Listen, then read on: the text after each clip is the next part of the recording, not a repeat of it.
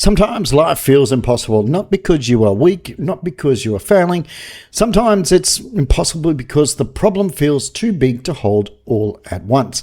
Hi, I'm Allan from Strong Foundation Support Counselling right here in Cairns. I'm a CPCA certified counsellor and I work with adults and young people 14 and over, both in person here in Cairns and through telehealth right across Australia. And today I want to talk to you about the idea of moving from impossible to possible. Not in a fake positive way, but not in just a think better kind of way either. I mean, slumming things down enough to find one small step that feels possible. When life gets too much, your mind can start to treat everything as urgent.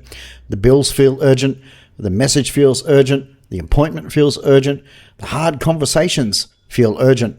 The things that you've been avoiding feels even bigger. And when this happens, it can feel like you need to fix everything at once. But that usually makes people more stuck. In counselling, we often slow things right down and we look at what's happening right now. And we look about what's in your control. Then we look at the next small step, not the entire problem, not that whole big problem, just the next part. A small step is not a small thing when you're under pressure. A small step might be opening an email.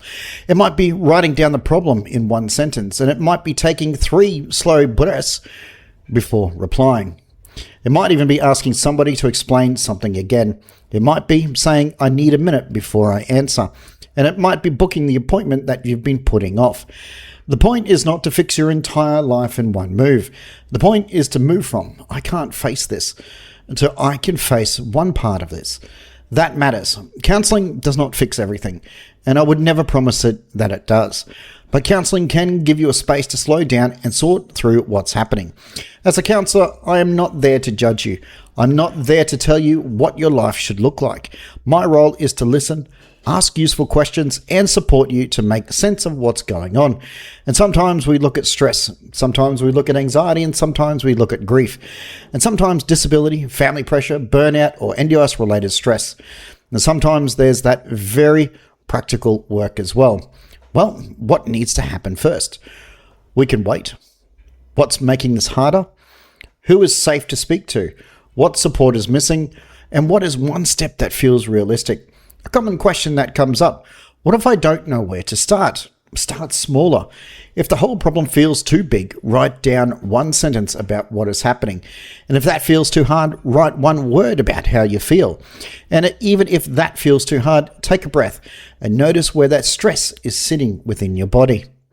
You do not need to have it all worked out before speaking to someone. You can bring the mess as it is. It's really important. In client work, I often hear people say, I should be able to handle this. That sentence can carry a lot of pressure, a lot of shame, tiredness, years and years of pushing through. I also bring lived experience to this work as well, and I know what it's like to live with a disability and deal with the systems that can be tiring and very hard to explain. My experience is not the same as anybody else's, but it's shaped the way that I listen. I do not assume people need lectures. Sometimes they just need a space.